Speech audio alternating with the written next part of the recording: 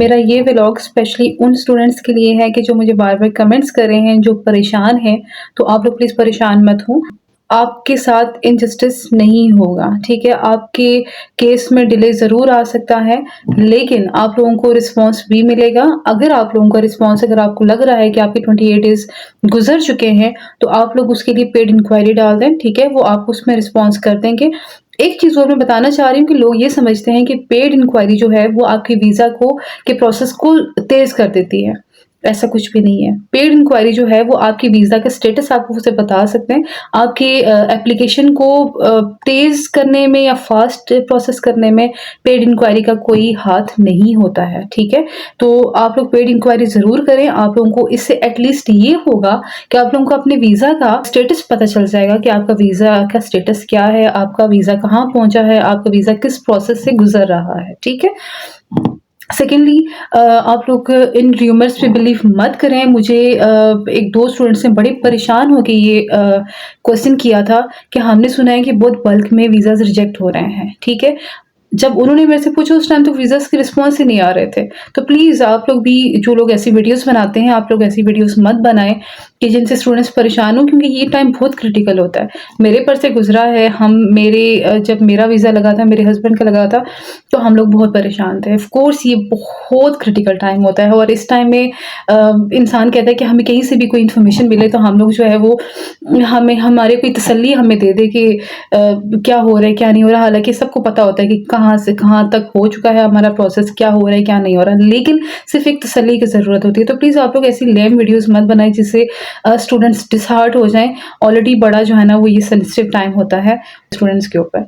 और आप लोग भी ऐसे ही किसी र्यूमर पे बिलीव मत करें। अगर आपके नसीब में कहीं जाना हुआ, अगर आपके नसीब में इंशाल्लाह कोई लाइक ऐसी जगह लिखी हुई है जो आपके लिए बेहतर है, तो वो हो के रहेगी। और अगर आपने कहीं जाना है तो आप लोग पहुँच के रहेंगे। तो आप लोग इन बातों से परेशान मत हो।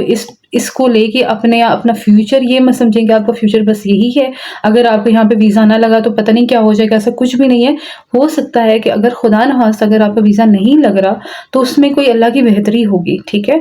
तो इस चीज़ को भी अपने माइंड में रखें कि हर काम जो प्रोसेस है वो आपकी बेहतरी के लिए होता है, ठीक है? अगर उसमें डिले आ रहा है, रुकावट आ रही है या वो नहीं हो रहा, तो उसमें भी कोई ना कोई मसलहत है, उसमें भी कोई ना कोई बेहतरी है।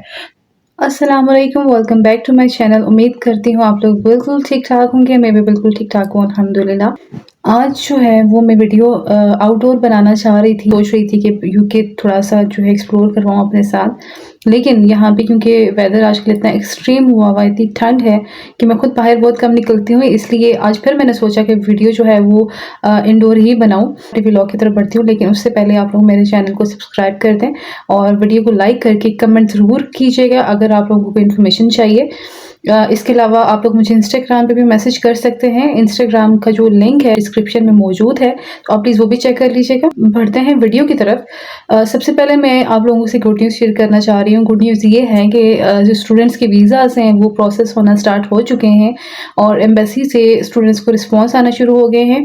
मैं जिस अपने स्टूडेंट का केस आप लोगों से डिस्कस कर रही थी, उसका वीज़ा भी अल्हम्दुलिल्लाह आ चुका है। उसका इंटरव्यू हुआ था और इंटरव्यू में वो क्लियर हो चुका है और उसका वीज़ा आ चुका है। अब मैं उसकी वीज़ा की बेस पे, क्योंकि उसका केस था वो काफ़ी कॉम्प्लिकेटेड हो चुका था और उसके वीज़ा और उसके केस को देखते हुए मैं आपको ये इतना बता सकती हूँ कि एम्बेसी जो है वो कभी भी आपसे अनफेयर नहीं करेगी, क्योंकि थोड़ा टाइम लग रहा है, डिलेज़ आ रहे हैं। एक तो छुट्टियाँ आई थी पीछे, बैक हॉलिडेज़ काफ़ी लंबा सिलसिला रहा।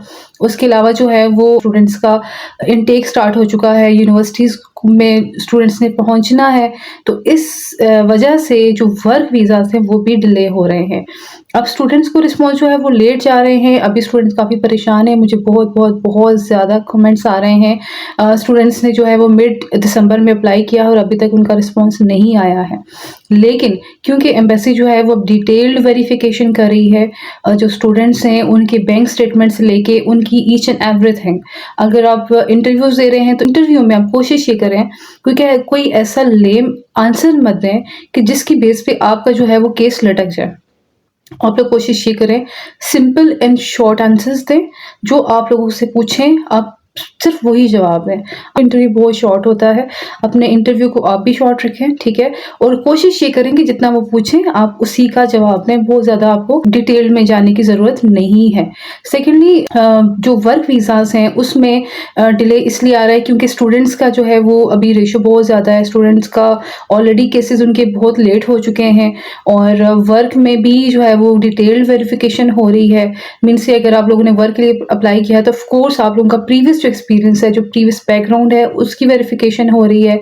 बैंक्स में प्रॉपर ईमेल्स आ रही हैं, आपने अगर एक्सपीरियंस अटैच किया है, ऑफिसेज हैं वहाँ पे ईमेल्स जा रही हैं, वहाँ से वेरिफिकेशन हो रही है और जहाँ से रिस्पॉन्स नहीं आ रहा है फिर वो केस उसको डिले कर रहे हैं। लेकिन इनजस्टिस किसी के साथ नहीं हो रहा है। और जो एक र्यूमर था कि बहुत बल्क में केसेस रिजेक्ट हो रहे हैं, ऐसा कुछ भी नहीं है, ठीक है? मेरी नॉलेज में जितना भी है, मेरे जितने भी स्टूडेंट्स के साथ मेरा इंटरेक्शन है, मोस्टली स्टूडेंट्स के वीज़ाज़ लग रहे हैं, रिजेक्शन ऐसा कुछ भी किसी का नहीं आया है कि बहुत सारे स्टूडेंट्स परेशान हैं कि हमारा रिजेक्शन तो नहीं लग के आएगा, ठीक है?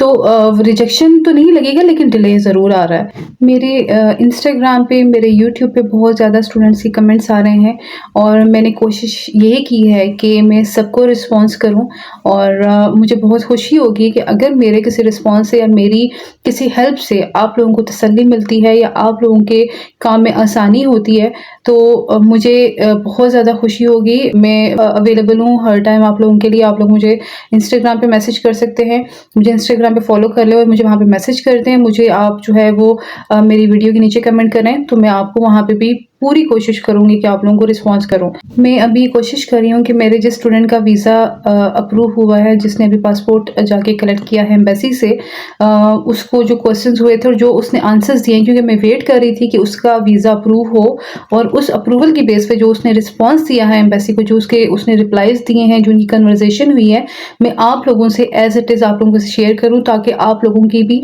इंटरव्यू में हेल्प हो जाए। क्योंकि आजकल इंटरव्यूज़ तो हो रहे हैं, थोड़ा सा डिफरेंस होता है लेकिन ऑलमोस्ट सेम ही क्वेश्चंस होते हैं, ठीक है? तो मैं इंशाल्लाह नेक्स्ट वीडियो उस पर बनाऊंगी। मैं आप लोगों को जो है वो डिटेल में आंसर्स भी बताऊंगी और क्वेश्चंस तो मैंने आपको प्रीवियस भी वीडियोस में बता दिए थे। मुझे उम्मीद है कि आप लोगों के लिए बहुत हेल्पफुल रहेगी वो वीडियो। और अगर आप लोगों को फर्दर कोई हेल्प चाहिए या आप लोगों ने स्टडी वीज़ा के लिए अप्लाई करना है यूके के लिए, तो आप मुझे इंस्टाग्राम पे मैसेज कर सकते हैं। I will be available for you any time. उम्मीद करती हूँ आप लोगों को मेरा व्लॉग अच्छा लगा होगा। मिलते हैं नेक्स्ट व्लॉग में। Till then take care. अल्लाह हाफ़िज़।